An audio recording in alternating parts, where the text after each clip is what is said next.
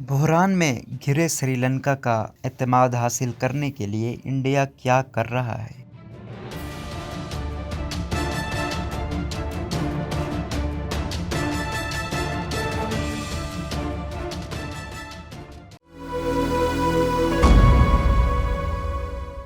نتن سریواستو کے مطابق گزشتہ 15 سالوں سے انڈیا اور چین بحیرہ ہند میں دفاعی نقطۂ نظر سے اہم سری لنکا کے ساتھ سازگار سفارتی اور تجارتی تعلقات کے لیے کوشاں ہیں۔ عام تاثر یہ ہے کہ اس دور میں چین کو اس ضمن میں انڈیا پر سبقت حاصل ہے۔ سری لنکا میں حالیہ معاشی اور سیاسی بحران نے انڈیا کی خارجہ پالیسی کو جزیرہ نما ملک میں ایک نئی زندگی فراہم کی ہے۔ اس وقت سری لنکا 1948 میں برطانیہ سے آزادی کے بعد سے بدترین معاشی بحران کا شکار ہے۔ ملک مظاہروں سے لرز اٹھا ہے کیونکہ لوگ بڑھتی ہوئی قیمتوں، خوراک اور ایندھن کی قلت پر غصے میں ہیں۔ گزشتہ ہفتے مہندا راجہ پاکسے نے وزیر اعظم کے عہدے سے استعفیٰ دے دیا تھا جب ان کے حامیوں کی پرامن مظاہرین کے ساتھ جھڑپیں ہوئیں، جس نے 9 مئی کو تشدد کی لہر کو جنم دیا تھا۔ وزیر اعظم کا عہدہ سنبھالنے والے رنیل وکرما سنگھے نے کہا کہ ملک کی معاشی مسائل بہتر ہونے سے پہلے مزید خراب ہوں گے۔ انہوں نے انڈیا سمیت بیرونی ممالک سے مالی مدد کی اپیل کی۔ انڈیا سری لنکا کو کبھی بھی بڑا قرض دہندہ نہیں رہا۔ اس کے برعکس چین 2019 کے آخر تک سری لنکا کے قرض خواہوں میں ایک بڑا ملک بن گیا تھا اور سری لنکا کے مجموعی بیرونی قرضوں کا 10% چین سے حاصل کیے قرضوں پر مشتمل تھا۔ 2021 کے اوائل میں معاشی بحران کے بڑھنے کے ساتھ سری لنکا کی حکومت نے اپنی غیر ملکی زر مبادلہ کی کمی سے نمٹنے کے لیے چین سے 10 ارب یوان کی کرنسی سویپ یا تبادلے کی سہولت بھی حاصل کی تھی، لیکن اب انڈیا آہستہ آہستہ سری لنکا کو امداد فراہم کرنے والے سب سے بڑے ملک کے طور پر ابھر رہا ہے۔ کولمبو کے غیر ملکی قرضوں تقریباً 51 ارب ڈالر کے قریب ہیں۔ اس سال ان قرضوں اور ان پر سود کی رقم ادا کرنے کے لیے سری لنکا کو اس سال 7 ارب ڈالر درکار ہوں گے۔ اس کے علاوہ آنے والے برسوں میں بھی ہر سال اتنی رقم چاہیے ہوگی۔ سری لنکا ایندھن جیسی ضروری درآمدات کی ادائیگی کے لیے 3 بلین ڈالر کے ہنگامی قرضے بھی مانگ رہا ہے۔ ادھر عالمی بینک نے اسے 600 ملین ڈالر قرض دینے پر رضامندی ظاہر کی ہے۔ انڈیا نے 1.9 ارب ڈالر کا وعدہ کیا ہے اور وہ درآمدات کے لیے مزید 1.5 ارب ڈالر قرض دے سکتا ہے۔ دہلی نے 65,000 ٹن کھاد اور 4 لاکھ ٹن ایندھن بھی بھیجا ہے، جبکہ مئی کے آخر میں ایندھن کی مزید ترسیل متوقع ہے۔ اس نے مزید طبی سامان بھی بھیجنے کا عہد کیا ہے۔ بدلے میں انڈیا نے ایک معاہدہ کیا ہے جو انڈین آئل کارپوریشن کو برطانوی ساختہ ٹرنکو مالی آئل ٹینک فارم تک رسائی کی اجازت دے گا۔ انڈیا کا مقصد ٹرنکو مالی کے قریب 100 میگا واٹ کا پاور پلانٹ تعمیر کرنا ہے۔ انڈیا کی مدد پر ملے جلے جذبات۔ سری لنکا میں بہت سے لوگوں کا خیال ہے کہ کولمبو میں انڈیا کی بڑھتی ہوئی موجودگی کا مطلب خود مختاری کو کمزور کرنا ہو سکتا ہے۔ سری لنکا کی بڑی سیاسی جماعت سوشلسٹ پارٹی کے رہنما پبودا جیاگوڈا نے انڈیا کی طرف سے پیش کردہ امداد کے بارے میں کہا کہ گزشتہ 1.5 سال سے سری لنکا میں بحران ہے اور ہم سمجھتے ہیں کہ انڈیا نے اسے اپنے مفادات کے لیے استعمال کیا ہے۔ ہاں، انہوں نے کچھ کریڈٹ، کچھ دوائیں اور خوراک دی، لیکن وہ دوست نہیں ہے۔ انڈیا کا ایک پوشیدہ سیاسی ایجنڈا ہے۔ انڈیا سے ملنے والی امداد کے بارے میں دوسری جماعتوں کا نظریہ مختلف ہے۔ کولمبو میں پیاز درآمد کرنے والے ویرتنا سنگم کہتے ہیں، اپنی پریشانیوں کے لیے انڈیا کو مورد الزام نہ ٹھہرائیں۔ ہمیں اب بھی انڈیا سے مناسب قیمت پر پیاز مل رہا ہے اور وہ بحران کے وقت ہمیں کریڈٹ دے رہے ہیں۔ سری لنکا کی حکومت کی ناکامی ہے کہ پیاز کی قیمتیں 3 گنا بڑھ گئی ہیں۔ سری لنکا کے چین کے ساتھ تعلقات کے پس منظر میں اس وقت انڈیا کے ارادوں پر شکوک پیدا ہوتے ہیں۔ مہندا راجہ پاکسے کے 2005 میں صدر کا عہدہ سنبھالنے کے بعد سری لنکا کا چین کی طرف جھکاؤ ایک ترجیح سمجھا جاتا تھا، جو کہ ملک کی اقتصادی ترقی کے لیے ایک زیادہ قابل اعتماد ملک سمجھا جاتا تھا۔ زیادہ سے زیادہ بنیادی ڈھانچے کے منصوبے بشمول کئی ارب ڈالر کی مالیت سے تعمیر ہونے والی ہمبنٹوٹا کی بندرگاہ اور کولمبو گال ایکسپریس وے چین کو سونپ دیے گئے۔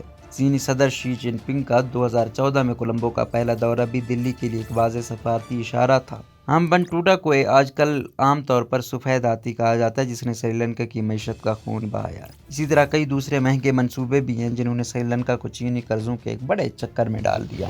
کولمبو کے گال فیس گرین میں بہت سی حکومت مخالف مظاہرین اس بات پر قائل ہیں کہ تیزی سے جدید بنانے کے دباؤ نے سری لنکا کو اس کی موجودہ صورتحال تک پہنچا دیا۔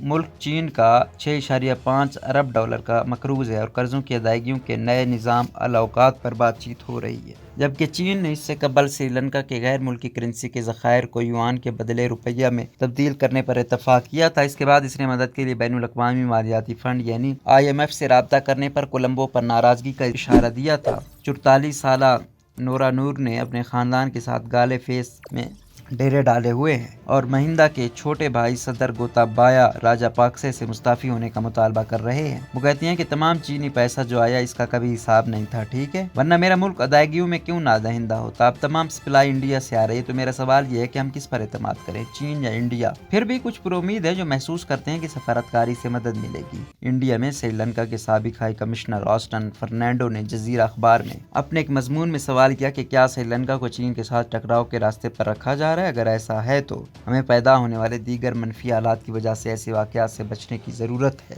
ताल्लुकात में तवाज़ुन रखना जरूरी है। इंडिया की कोशिशें। इंडिया ने चीन के बढ़ते हुए असर व रसूख से मुकाबला करने की भरपूर कोशिश की है, जिसे वो अपने पड़ोसी के तौर पर देखता है। 2014 में सदर शी के दौरे के बाद इंडियन वजीर आजम नरेंद्र मोदी ने न सिर्फ अगले साल कोलंबो का दौरा किया, बल्कि श्रीलंका की पार्लियामेंट से खिताब करते हुए बेहतरीन दोस्त होने का दावा भी किया। श्रीलंका के साबिक क्रिकेटर अर्जुना रानाटुंगा, जो काबीना के वजीर बन गए, याद करते हैं कि जब वो दफ्तर में थे तो इंडिया फराख दिल था। मैं 2015 में पेट्रोलियम और बंदरगाह दोनों वजारतें संभाल रहा था और हम फंड्स की कमी की वजह से जाफना हवाई अड्डे की तामीर के लिए जद्दोजहद कर रहे थे। मैं मदद के लिए दिल्ली गया था। वजीर आजम मोदी की हुकूमत ने सब्सिडी वाले कर्ज की पेशकश की और बाद में इसे ग्रांट में तब्दील कर दिया। और क्या आप पड़ोसी से चाहते हैं। 2019 में राजा पाक्सा की इक़्तिदार में वापसी ने इस बार गोटाबाया के सदर और महिंदा वजीर आजम के साथ भी इंडिया को अपनी खारजा पॉलिसी के इख्तियारात को दोबारा मुतारिफ कराया और तेल और ग़िज़ाई अजनास पर नए मुआहदों पर उजलत में दस्तखत किए गए। कोलंबो और दिल्ली के दरमियान रियासती दौरों के बाद चीन की तरफ से ज्यादा रद्द-ए-अमल सामने नहीं आया।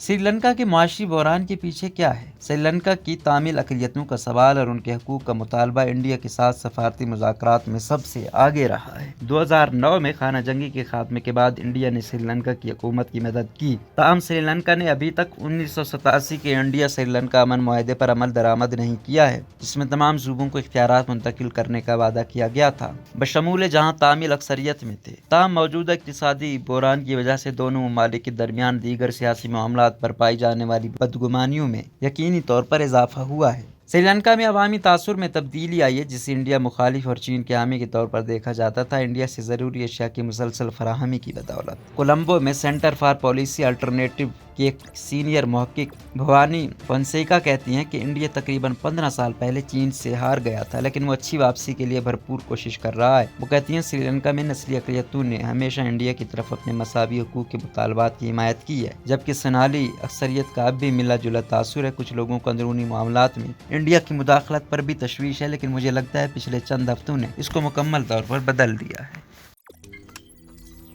रोज़नामा कुदरत की वीडियो देखने के लिए अभी YouTube चैनल पर सब्सक्राइब करें और बेल आइकन पर भी क्लिक करें।